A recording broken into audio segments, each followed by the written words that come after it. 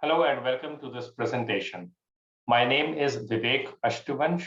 I am an assistant professor in marketing at the Kelley School of Business, Indiana University.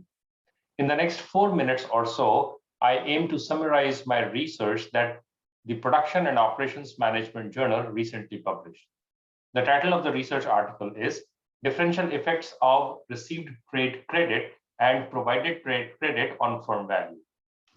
A firm routinely allows its business customers to buy its offerings now and pay later. That is, the firm provides trade credit and incurs receivables on its balance sheet. Interestingly, the firm also buys on credit its supplies.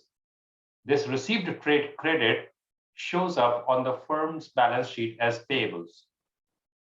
Prior empirical research has documented that provided credit increases the firm's stock market value.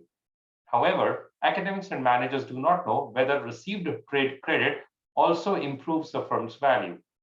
In the absence of this information, managers lack the knowledge of whether received trade credit is good for their business or not. They might assume that just because provided trade credit enhances the firm's value, received credit might work the same way. We empirically demonstrate that such assumption could be misleading.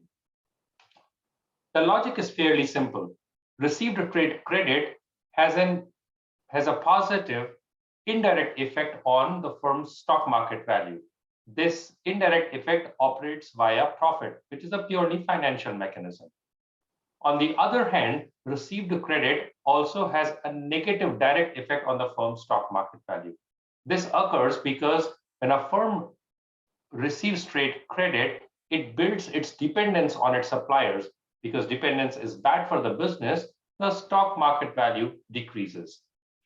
We have similar but asymmetric directions for the provided trade credit as well.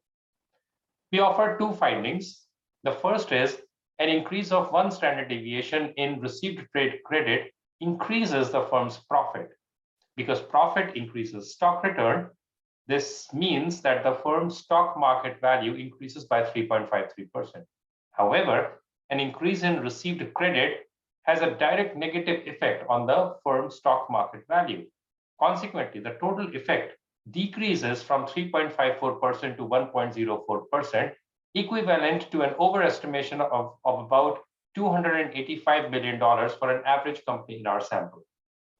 Similarly, a 1 standard deviation increase in the firm's provided trade credit raises the firm's stock market value by 3.24%. But at the same time, it suppresses the firm's value via profit. If we account for both these, the direct effect and the indirect effect, we realize that the total effect of provided trade credit decreases from 3.24% to 2.58%, an overestimation of close to $75 million for an average company in our sample. Collectively, we show that both received trade credit and provided trade credit are good for business. However, the means by which the provider and the receiver extract value differs.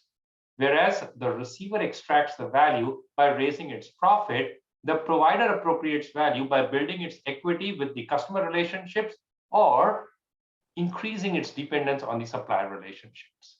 I hope you found this research useful and interesting.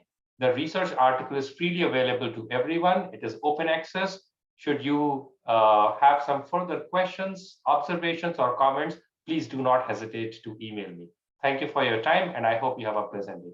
Bye for now. Bye-bye.